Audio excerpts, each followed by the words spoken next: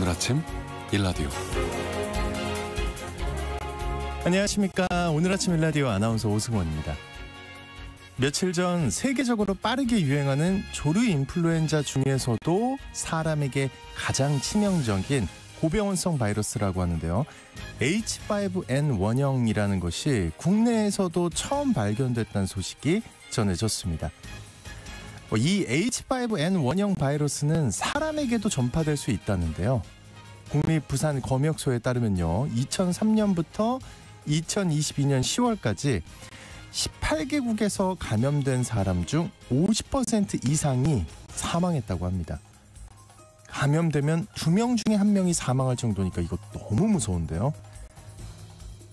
이미 여러 포유류에선 집단 발병 사례들이 늘고 있는 데다 우리나라에서도 고양이 쉼터에서 고양이들이 감염된 냉동닭을 먹고 폐사된 사례가 있다고 하는데요. 언제 바이러스가 사람과 사람 간에 전파될지 모를 일이라는 게 학계의 큰 걱정이라고 합니다. 만약 그런 일이 발생할 경우 코로나19 다음 팬데믹 가능성이 커지고 있는데요. 또다시 팬데믹 겪을 수 없지 않습니까? 반드시 막아야 할 텐데요. 당장 우리 방역당국도 비상이 걸렸습니다. 전국 150개 철새 도래지에 대한 실태조사가 시작됐고요. 경미한 의심 증상만 확인돼도 바로 신고해달라고 하는데요. 가금 농장들이 차단 방역을 철저히 하면서 안전수칙을 잘 지키는 건 물론이고요. 또 이 새로운 감염병에 대한 관심을 갖고 방역에 다들 협조해 주셨으면 좋겠습니다. 10월 21일 월요일 오늘 아침 일라디오 출발합니다.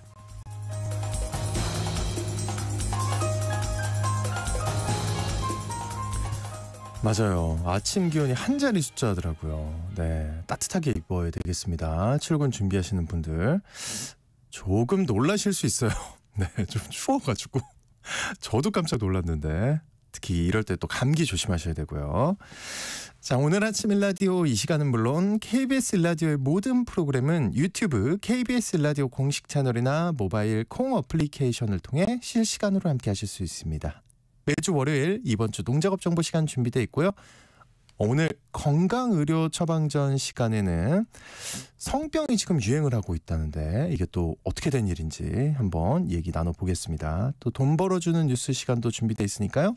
경제 뉴스까지 만나보시죠. 자, 청취자 여러분들 참여하실 수 있는 퀴즈 드립니다. 한동안 주방 특선 요리라고 하는 일명 오마카세가 MZ세대들을 중심으로 유행을 했죠. 근데 식품 물가가 크게 오르면서 이런 유행이 주춤해지고요. 한 카드사가 매출 데이터를 분석한 결과 이 업종이 나홀로 성장세를 보이고 있다고 합니다. 일정 금액으로 다양한 음식을 푸짐하게 먹을 수 있고 한 곳에서 커피나 디저트까지 해결할 수 있다 보니까 오히려 가성비가 좋다는 게 이유라는데요. 다양한 종류의 음식을 원하는 대로 덜어 먹는 방식을 무엇이라 할까요? 네, 아시겠죠, 여러분? 네, 힌트 드릴 필요 없겠죠? 그렇죠? 갑자기 전 BTS의 한 멤버가 생각이 납니다. B라고. 네. 추첨을 통해서 농촌진흥청에서 제공하는 웰빙 혼합 잡곡 세트를 한 분께 향긋한 커피를 드실 수 있는 모바일 커피 쿠폰을 4분께 드리겠습니다. 방송에 참여하실 분들은 단문 50원, 장문 100원이 드는 유료 문자 샵 9730으로 보내주시기 바랍니다. 유익한 정보와 살아있는 이야기가 있습니다. KBS 오늘 아침 일라디오.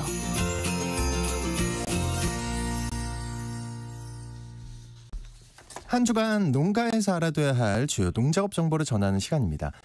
쌀가루를 가공산업 원료로 더 많이 이용할 수 있도록 하는 제조 기술이 개발됐다고 합니다. 농촌진흥청 대변인실의 정병진 농촌지도관님과 이 소식 살펴보겠습니다. 안녕하십니까? 네, 안녕하세요. 쌀가루 관련해서 어떤 기술이 개발된 건가요? 네, 일반 쌀가루는 물에 쉽게 가라앉고 가열했을 때 점도가 높아지면서 떡처럼 뭉쳐지는 성질 때문에 가공성이 떨어져 음료나 양념, 소스 등 액상 제품에 활용하기에는 제약이 있었는데요. 네. 이러한 어려움이 해결되는 기술입니다. 근데 어떻게 해서 이게 잘 어떻게 보면 가라앉지 않고 잘 섞이도록 한 건가요? 네, 가라앉지 않는 쌀가루는 일반 쌀가루를 물과 섞어 가열해 익힌 뒤 초음파를 처리하고 다시 건조를 해서 분말로 만들면 완성이 되는데요. 초음파 처리를 통해서 쌀가루 입자 크기가 작아진 데다 분자 구조가 바뀌어 점도가 낮아지고 물과의 결합력은 높아져서 물에 풀어도 가라앉지 않게 되는 겁니다. 이 쌀가루는 기존 쌀가루보다 점도는 3% 수준으로 낮고요. 가열하지 않고도 즉석에서 사용할 수 있습니다. 그래서 물에 가라앉지 않기 때문에 음료나 양념, 임용 제품 등에 폭넓게 사용될 수 있을 것으로 기대가 됩니다. 이 쌀가루를 이용한 관련 산업에 도움이 많이 될 것 같은데요? 네, 맞습니다. 특히 쌀가루 음료 제조업체에서 이 기술을 적용하게 되면 유화제나 안정제를 따로 첨가하지 않아도 층을 이루지 않고 고루 잘 섞여서 품질이나 유통성이 좋아질 것으로 기대가 됩니다. 아울러 관련 산업의 발전을 위해서 물에 가라앉지 않는 쌀가루를 대량으로 생산할 수 있도록 연속식 초음파 공정도 개발 중인데요. 이 기술이 개발이 되면 처리 시간은 줄고 생산 효율은 높아질 것으로 예상이 됩니다. 이 기술이 확대 적용되면 쌀 소비 활성화라든가 안정적인 쌀 생산에도 도움이 될 수 있을 것 같습니다. 자, 그리고 고추에서 많이 발생하는 탄저병을 방지하는 농약인 헥사코나졸이 일본에서는 잔류 허용 기준이 없어서 고추 수출에 어려움이 있었다고 하는데 이번에 이게 해결됐다고요. 네. 장마 이후 고온기에 고추에서 자주 발생하는 탄저병 방지에 사용되는 농약이 바로 헥사코나졸입니다. 그동안 일본에서는 고추에 사용하는 헥사코나졸의 잔류 허용 기준이 없어서 사용이 금지됐었습니다. 그래서 일본으로 고추를 수출할 때 헥사코나졸이 검출이 되면 통관이 거부되곤 했습니다. 그런 사례가 많이 있었나 봐요. 네. 일본 후생노동성은 2021년 사용금지 농약인 헥사코나졸이 한국산 고추에서 2회 검출됨에 따라서 2021년 5월 27일부터 통관 시에 한국산 고추에 대해서는 헥사코나졸 전수검사 명령을 시행을 했습니다. 이후에 올해 5월까지 일본 통관 시 국내산 고추에서 헥사코나졸이 8회 검출되면서 국내산 고추의 일본 수출에 많이 어려웠습니다. 네, 그 일본의 잔류 허용 기준 설정에 꽤나 오랜 기간이 걸린 걸로 알고 있는데 많은 노력을 기울인 것 같습니다. 네, 농촌진흥청에서는 헥사코나졸의 일본 내 잔류 허용 기준을 설정하기 위해서 국내에서 고추의 헥사코나졸 잔류 실험을 실시했고요. 그 결과를 근거로 2022년 11월 일본 후생노동성에 헥사코나졸 잔류 허용 기준 설정을 요청을 하고 지속적으로 협의한 결과 이번에 결실을 맺게 됐습니다. 네, 고추 재배 농업인들에게 아주 반가운 소식인 것 같습니다. 그리고 올해 늦게까지 더위가 지속돼서 양파를 늦게 파종한 농가들이 많이 있다고 하는데 양파를 늦게 파종한 농가에서 특별히 신경 써야 할 일이 있다면서요. 네, 양파는 보통 9월 상준순에 파종을 하지만 말씀하신 대로 올해는 늦더위로 인해서 추석 이후로 파종을 늦춘 농가가 기계 정식을 하는 농가 중심으로 많은 것으로 파악되고 있습니다. 이 파종이 늦어지면 어떤 문제가 있나요? 네, 양파 파종이 늦어지게 되면 그만큼 이식할 모종이 작은 상태로 생산이 됩니다. 이렇게 작은 모종을 이식을 하면 양파가 추위에 견디지 못해서 수확량이 떨어질 수 있습니다.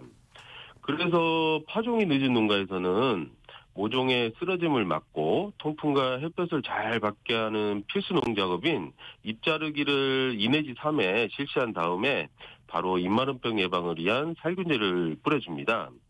그리고 온실한 모종판 안에서 뿌리가 잘 형성되도록 3일에 한 번씩 물비료를 흠뻑 주셔야겠습니다. 네. 이때 물은 온실한 육묘판에 1 내지 2일마다 660평방미터당 1톤 정도를 주되 날씨에 따라서 너무 습하지 않도록 관리해 주셔야겠습니다. 그리고 마지막 물주기는 봄밭에 아주 심기 전에는 미리 마치셔야겠습니다. 네, 늦게 파종한 양파 피해 없도록 관리 잘 해주셔야겠습니다. 지금까지 농촌진흥청 대변인실의 정병진 농촌지도관님과 함께했습니다. 오늘 말씀 고맙습니다. 네, 감사합니다.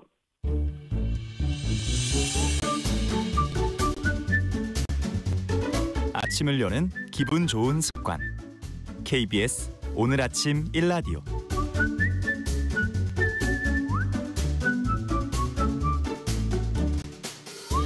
의료 서비스와 질병에 대한 다양한 이슈와 정보 살펴보겠습니다. 약이 되는 건강의료 처방전 시간. 오늘은 일본에서 매독이 급증하고 있다는 해외 소식이 준비되어 있습니다. 어떤 얘기일까요? 박한슬 약사님과 말씀 나눠보겠습니다. 어서 오십시오. 안녕하십니까? 최근 이웃나라인 일본에서 매독 문제가 심각해지고 있다고요. 아마 저랑 비슷한 세대는 매독이라는 단어 자체가 굉장히 좀 생소하신 분들이 많을 것 같아요. 이게 좀 자주 등장하던 시기가 이제 1960년대, 1970년대쯤이라서 이제 뭐 오일 쇼크, 뭐 지잡기 운동, 아니면 뭐 월남전 이런 것들과 시대적 배경이 맞는 단어다 보니까 이제 뭐 거의 사라진 단어라고 봐야겠죠. 그런데 최근 일본에서 이런 것들이 굉장히 늘어나고 있어서 좀 문제가 되고 있고요. 네. 요 얘기를 설명해드리기 전에 이런 얘기를 좀 드리면 좋을 것 같아요. 먼저 매독이 그럼 대체 뭐냐, 어디서 나왔냐, 사실 어떤 질병이 어디서 기원했냐는 게 굉장히 중요한 문제이기도 하거든요. 네.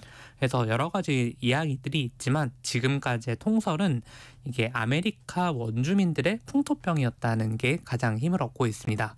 그래서 원래는 이제 아메리카 대륙에 있는 어떤 자생적인 질병이었는데 이제 콜럼버스가 미국 대륙을 발견을 했지 않습니까? 그때 이제 원정대도 보내고 군인들을 각국에서 파병을 하면서 이 현지 여성들과 군인들이 접촉을 하고 또 그러면서 이제 성병이 원인이 되는 균들을 자기 몸에 가지고 이제 유럽으로 귀국을 해서 이제 그때부터 유럽에 매독이 대규모로 퍼진 게 아니냐. 이런 게 좀 더 통설이거든요. 어떻게 굉장히 오래된 질병이네요. 네. 예. 그런데 이제 시작부터가 그렇게 약간 파병됐던 군인들 아니면 뭐 선원들, 상인들이다 보니까 그 사람들이 이제 당시 유럽이 굉장히 또 혼란하지 않았습니까? 전역을 다니면서 이제 전쟁을 일으키면은 그 지역마다 또 거기서 그런 병을 퍼뜨린 거예요.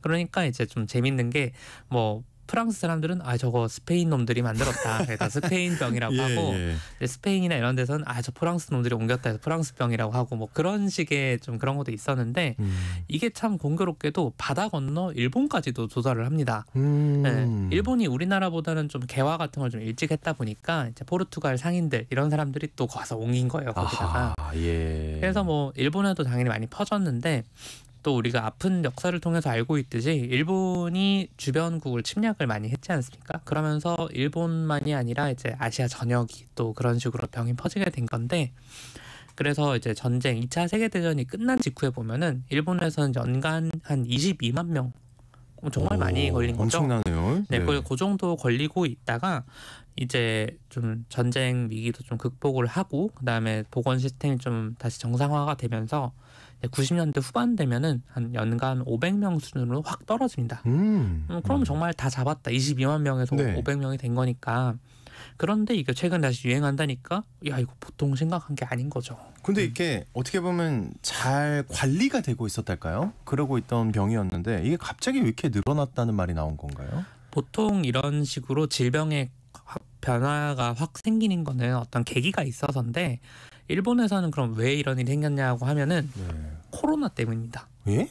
그러니까 코로나면 사람을 많이 못 만났을 텐데 이게 무슨 말이죠? 예. 그러니까 이게 뭐 코로나가 질병과 직접적인 연관이 있는 건 아니고요. 이제 코로나 유행 시기에 말씀 주신 것처럼 우리가 비대면 시대로 접어들었죠. 그러니까 이게 사람들의 어떤 연애하고 싶고 사람을 만나고 싶은 마음은 있는데 이제는 남들이 공식적으로 만나는 그런 오프라인 행사라든지 아니면은 뭐 소개팅 같은 이런 게 어려워지니까 사람들이 온라인으로 몰린 거예요.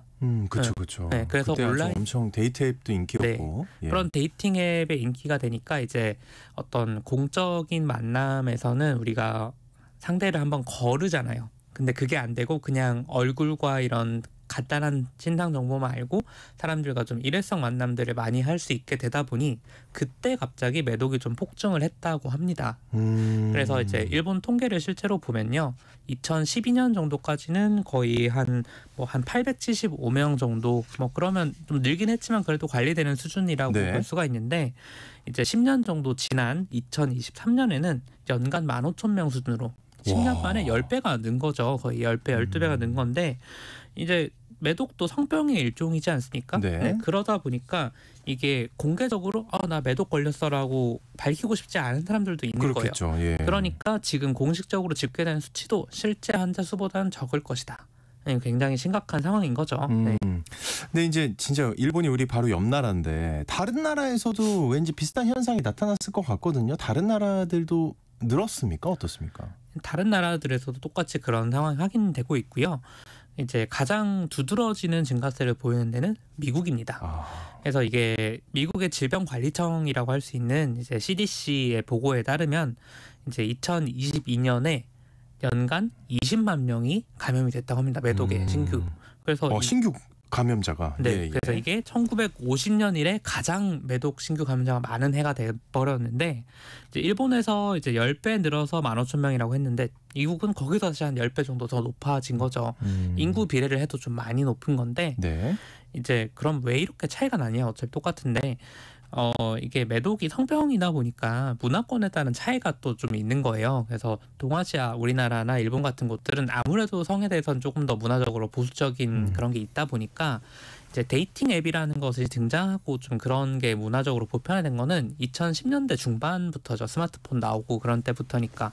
근데 이제 일본이나 우리나라 같은 곳들은 그 여파를 좀 한 번은 억누르다가 이제 비대면 시대가 되면서 빵 터진 거고, 근데 이제 반면에 미국이라든지 이런 유럽 같은 국가들은 좀 성에 개방적인 편이니까 이제 그때부터 성병들이 좀 많이 퍼지기 시작한 거예요.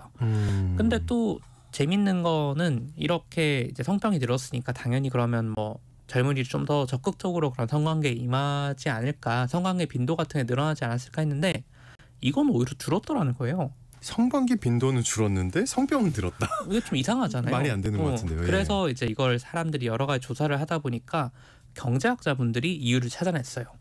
왜 경제학자냐 하면은 사람들의 행동을 연구하는 게 행동 경제학이라고 하죠. 이제 그쪽 분야에서 연구를 하시다 보니까 이게 위험 회피 성향이랑 좀 관련이 있는 것 같다는 거예요. 무슨 말이냐면요. 네. 이제 사실 젊은이들이 살기가 팍팍하면 뭐 연애라든지 결혼이라든지 이런 걸 좀 꺼리는 거는 우리나라가 가장 잘 알고 있죠, 전 세계에서. 이제 그런데 그러면 내가 안정적으로 내 삶을 꾸리고 좀 위험을 회피하면서 살려는 사람들은 이런 일회적인 만남을 최대한 꺼리게 되잖아요, 점점. 네. 그러면 이제 일회적 만남을 하는 사람들은 전부 다 약간 위험을 좀 스릴을 즐기는 좀 위험 추구 성향의 사람들만 모이게 되는 거예요. 그러니까 예전에 두루두루 다들 할 때는 좀 이렇게 위험이 희석이 됐는데 이제 그런 좀 위험 회피 성향의 사람이 다 빠져나가고 극단적인 좀 위험 추구 성향인 사람들 남으니까 그 안에서는 성병이 더 빨리 돌더라는 거죠. 네. 그들은 적극적이니까. 네, 적극적으로 또 뭐 콘돔 같은 위생용품도 잘 사용하지 않다 보니 이제 그게 오히려 좀 넓게 번지게 된 원인이 됐다, 이런 얘기가 나오는 겁니다. 이해가 됩니다. 네. 예. 근데 이러면요. 근데 이것도 궁금한 거예요. 근데 매독 얘기만 나오잖아요. 그렇죠? 다른 성병 얘기는 이렇게 크게 못 들어본 것 같거든요. 왜냐하면 이런 상황이라면 다른 성병 얘기도 나와야 될 것 같은데. 그렇죠. 정말 다르게 생각하신 건데 매독 얘기를 주로 하는 이유는 다른 성병들은 물론 가벼운 병이란 건 없습니다만 다른 성병들은 그래도 그냥 조금 방치해도 그렇게 악화되지 않는 경우들이 좀 있기는 해요. 네네. 그런데 매독의 경우는 조기 치료를 하지 않으면 사망에까지도 이를 수가 있는 그런 질환이기 때문에 이게 방치하면 처음에는 그냥 피부에만 있다가 신경으로 들어오고 그 다음에 나중에는 뭐 심혈관계로 침투하는, 그러면 정말 사망하시고 이제 잠깐만요. 근데 아까 매독이 굉장히 위험한 거라 그랬잖아요. 그러니까 사람들이 이제 숨길 거라고.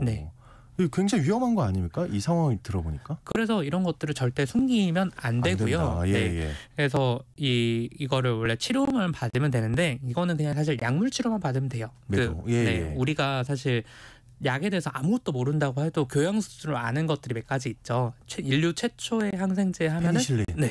다행인 거는 이 페니실린이 매독에 굉장히 효과적인 치료제라는 겁니다. 그래서 그때 좀 이게 유명해진 계기 중에 하나도 사실은 매독이라는 게 사실 많은 사람들이 겪고 있는 문제였기도 하고 이제 얼마나 고통스러웠겠어요. 또 그런데 이제 이거를 페니실린 주사, 이제 엉덩이 주사 한번 맞으면 거의 완치가 되거든요. 오, 초기에 네. 맞으면은. 초기에. 네, 근데 초기를 계속 강조하시는 거 보니까 중요한가 봐요. 초기에 맞는. 그래서 최대한 빨리 내가 신고를 하고 치료를 받기 시작해야 되는 그런 건데 네. 이제 그러니까 매독에 대한 강조가 계속 나오는 거고요. 그게 아니라 이제 다른 성병들의 경우는 역시나 늘고 있긴 합니다. 그래서 우리나라 사례를 말씀드리면 좋을 것 같은데 요즘 국정감사 시기다 보니까 이런저런 자료들이 굉장히 많이 공개가 되고 있거든요. 그래서 대표적인 것 중에 하나가 보통 우리 피로가 많이 쌓이면 입 주변에 물집 네. 생기는 경우가 많죠. 요런 거를 헤르페스 바이러스 때문인데 이 면역력이 떨어지면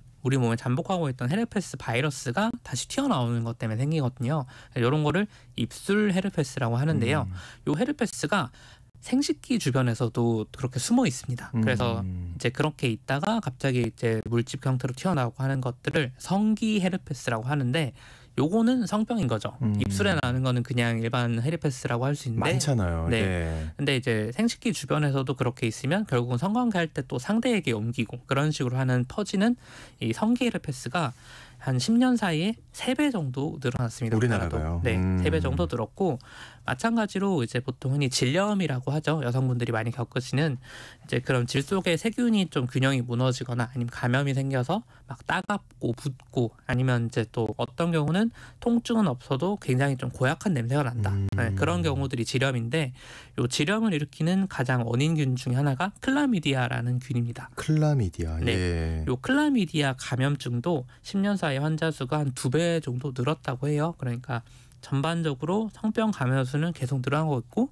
우리나라도 좀 위험하다. 특히나 아까 말씀드린 매독 같은 경우도 원래는 표본 조사만 했었는데 지금은 이제 전수 조사로 바꿨거든요. 그랬더니 이제 작년에는 표본 조사했으니까 400명 정도였는데 올해는 8월까지만 집계를 해도 벌써 1,900명이 나왔다. 네. 그러니까 이웃 나라에서 좀 그런 영향도 있을 거고 우리나라도 안전지대는 아니니까 잘 막아야 된다라는 겁니다.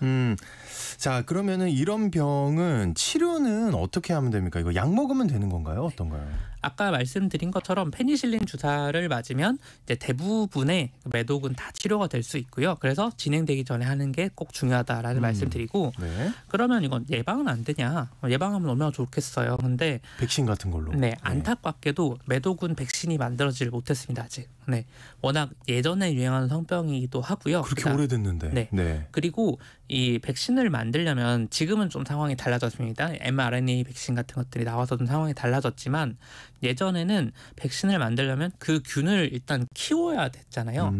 배양을 해서 키워야 네. 되는데 이 배양이 안 되는 거예요.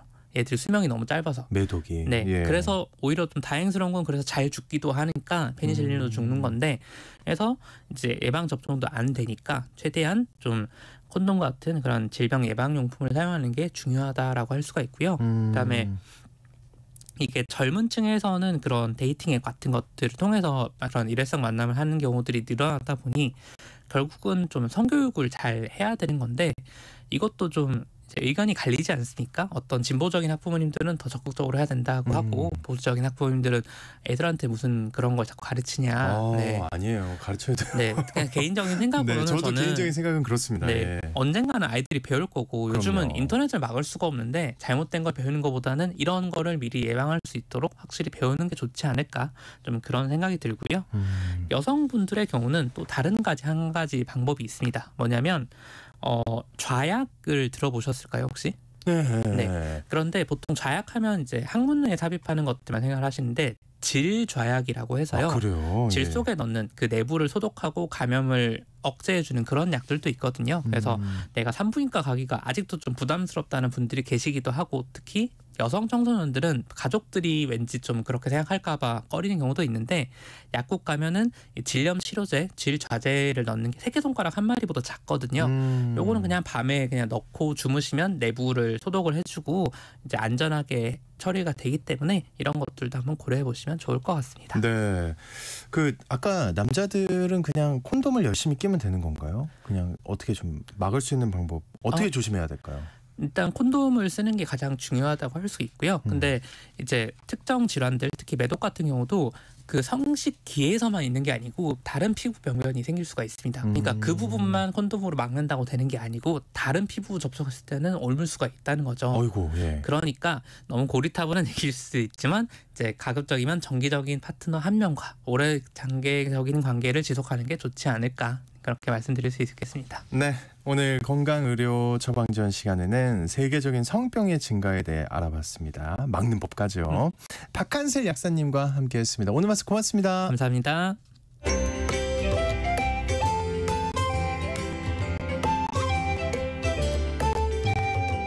상쾌한 하루의 시작. KBS 오늘 아침 1라디오.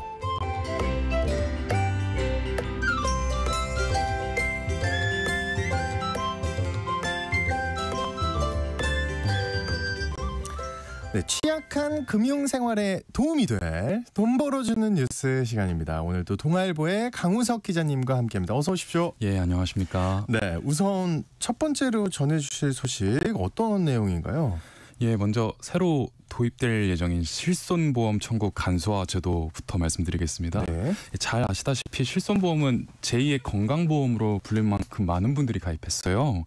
국민분들이 지금 5,200만 명 정도 되는데 4천만 명이나 가입하고 계시다네요. 이거 예. 이 정도면 뭐 대부분 가입하고 있는 그렇죠. 거잖아요. 예, 그렇죠. 저는 없긴 합니다만. 아, 예. 그래. 아, 근데 은근히 또 없는 분들이 있더라고요. 예, 은근히 저처럼 아예 신경 안 쓰고 이제 뒤늦게 가입하려고 아니면 찾아보시는 분들이 좀 이제 계시더라고요. 내가 예. 돈이 너무 많아서 예. 나는 그런 보험 필요하지 않다 이런 거 아닙니까, 강 기자님? 그러면 얼마나 좋겠습니까? 아. 알겠습니다. 예.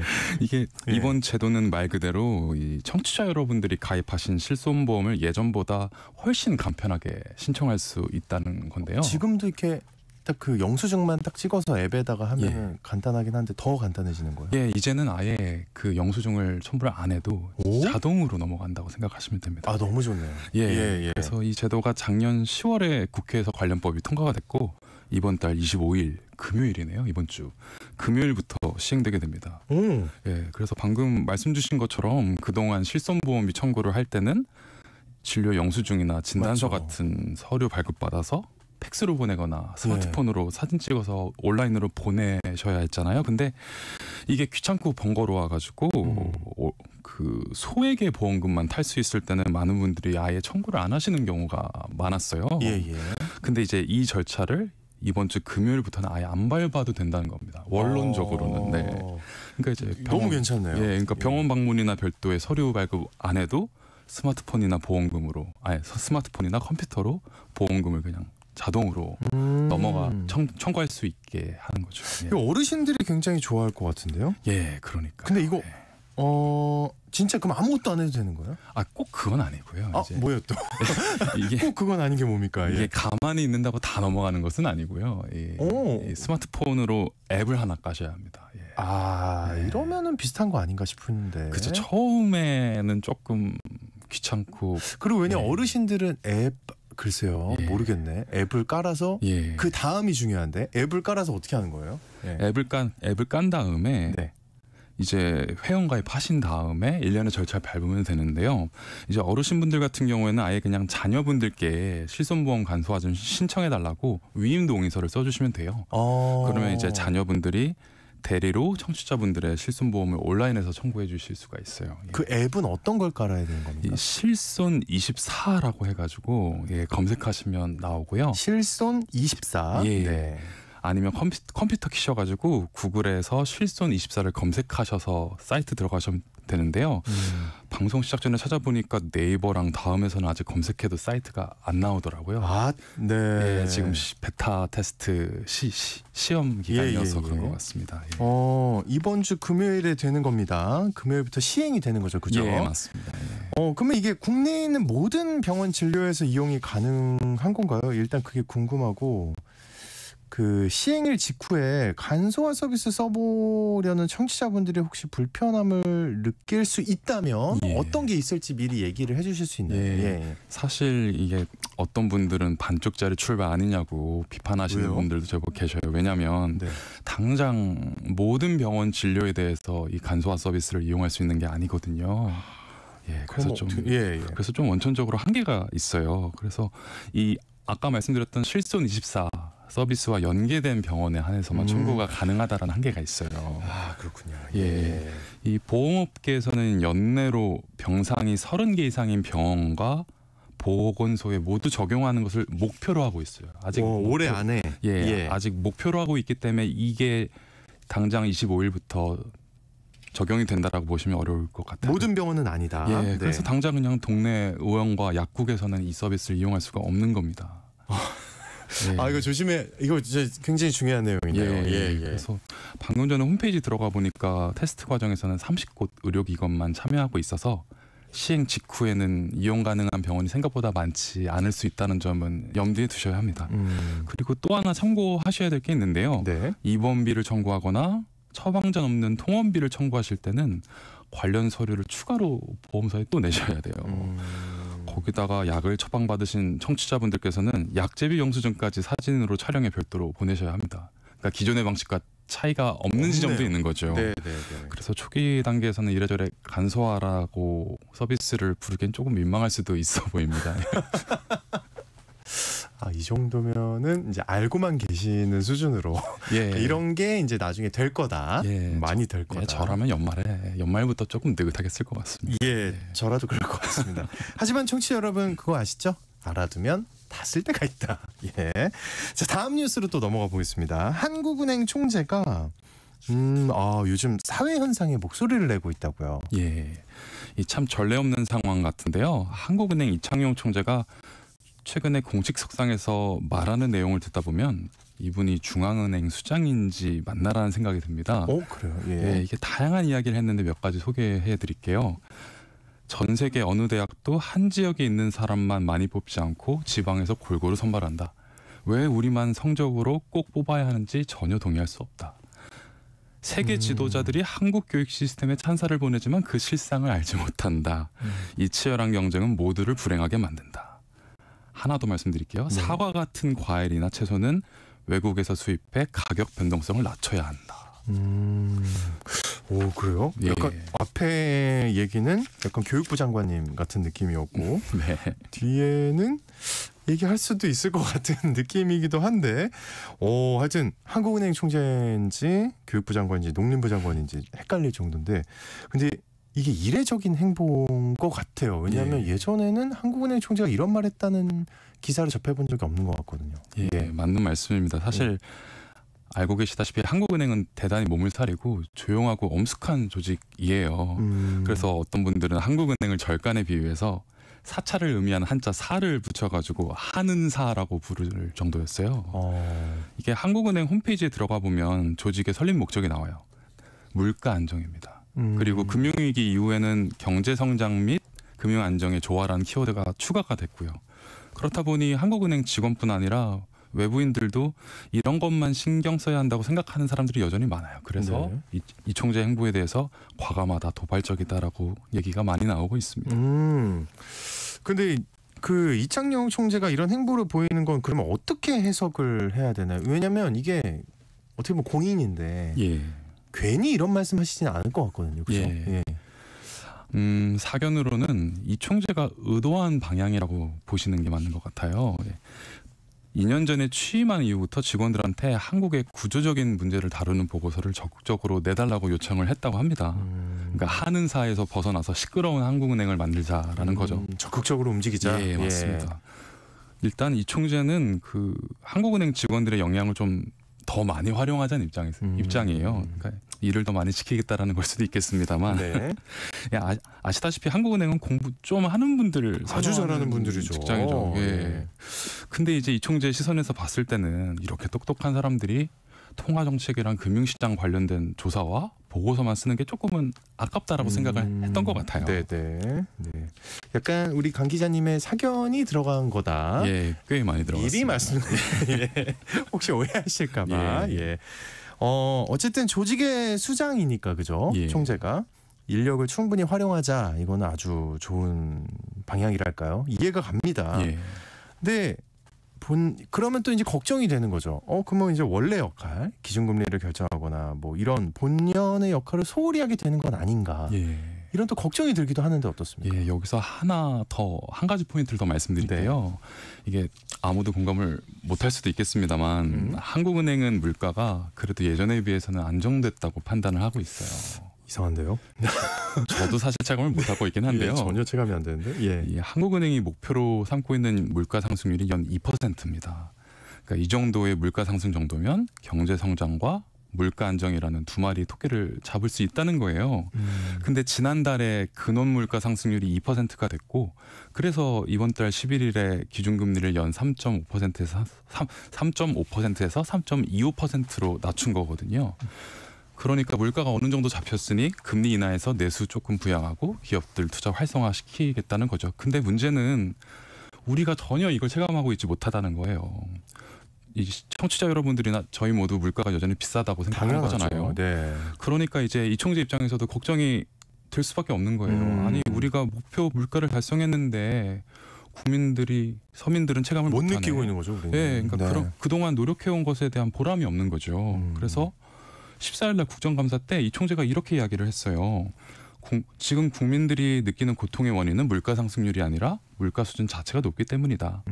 이 문제를 해결하려면 식품, 주거 등의 물가를 구조적으로 해결해야 된다. 그러니까 결국은 금리를 올리고 내리는 통화 정책만으로는 청취자 여러분이나 저희가 느끼고 있는 체감 물가를 잡기 쉽지 않다는 거죠. 그래서 구조적으로 뭐가 바꿔야 된다. 예, 그래서 네. 구조적인 이야기를 맞는 계속 말이네요. 하고 예. 있는 거다라고 보시면 될 것 같습니다. 예. 그렇군요.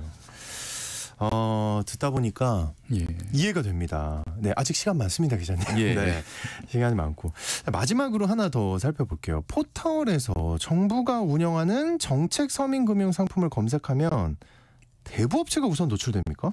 근데 이러면 안 되는 거 아닌가요?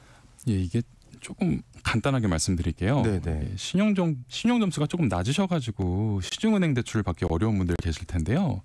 이런 분들을 위해 이제 정부가 마련해둔 저금리 금융 상품 있어요. 햇살론 15나 네네. 소액생계비 대출 같은 게 대표적인데 이 재밌는 게 네이버와 다음에 이 키워드 햇살론이나 소액생계비를 검색하시면 위편에 정부기관 사이트와 나란히 대부업체랑 저축은행이 나와요. 이거는 잘못된 것 같은데요. 왜냐하면 이거 클릭을 잘못하면 오해할 수 있잖아요. 예, 맞습니다. 그래서 사실 저도 관련된 내용을 지난주에 기사로 썼었는데 이거 잘못 클릭해가지고 당연하죠. 대부 대출 받으실 뻔한 분들이 그럼요. 생각보다 제법 계시더라고요.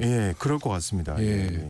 근데 이게 키워드 입력하면 이제 위에서부터 아래까지 쭉 홈페이지가 나오잖아요. 네. 근데 이제 여기서 맨 위에 나오는 건 그 홈페이지를 운영하는 회사가 이 키워드 검색하면 우리 것이 제일 위에 나오게 해줘라고 포털에 돈을 부탁하면서 냈군요. 돈을 냈기 때문이에요. 이해가 됩니다. 뭐 프리미엄 광고 이거 하셨구나. 예. 근데 이게 네이버와 다음이 직접 운영하고 있는 유료 서비스거든요. 그래서 이런 상황이 좀 펼쳐진다고 보시면 되겠고요. 클릭하셔도 문제는 안 돼요. 근데 기억하실 게 대부업체나 저축은행은 정부가 운영하는 서민 금융 상품을 팔 수가 없다라는 거는 기억을 하셔야 됩니다. 당연하죠. 예, 그래서 아까 말씀드렸던 햇살론 15나 소액생계비 대출 같은 정책금융 상품 이용하시려면 서민금융진흥원이나 서민통합지원센터 홈페이지로 들어가셔서 신청을 하셔야 합니다. 차라리 그래야 되겠네요. 맞습니다. 예. 제2 정부 상품을 이 금융권이 팔 수 없다. 예. 이거는 꼭 기억을 하셔야겠습니다. 돈 벌어주는 뉴스 지금까지 동아일보의 강우석 기자님과 함께했습니다. 오늘 말씀도 고맙습니다. 예, 고맙습니다. 네, 오늘 퀴즈의 정답은요.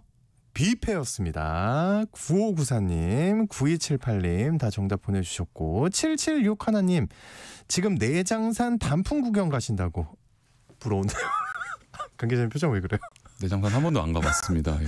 가야 됩니다. 가보겠습니다. 예. 예. 올해는 무더위가 심했는데 겨울도 빨리 오는 듯하다고 맞습니다. 예, 단풍 구경 후에 뷔페 먹으러 가야죠 하고 보내주셨는데 좋은 아이디어라고 생각을 하고요. 9249님도 이제 먹고 오면 소화가 잘 되지 않는다는 슬픈 이유로 이젠 잘 가지 않게 된다고. 저도 요즘 그걸 많이 느끼거든요. 예전 같지 않더라고요. 다 그렇습니다. 예, 9249님. 네, 우리만 그런 게 아닐 거예요. 자, 하여튼 중복 당첨 여부 확인 후에 홈페이지에 당첨자 올려놓도록 하겠습니다. 날씨 춥습니다. 따뜻하게 챙겨 입으시고요. 좋은 하루 보내세요.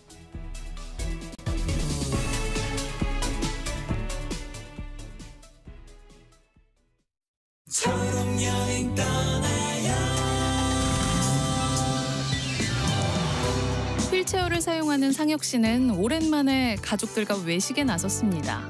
설레는 마음으로 검색해둔 맛집을 찾아갔는데 문턱이 높아 휠체어로는 들어가기가 어려웠죠. 아쉬워하는 아이들을 보니 미안한 마음이 들었지만 어쩔 수 없이 발길을 옮겨야 했습니다.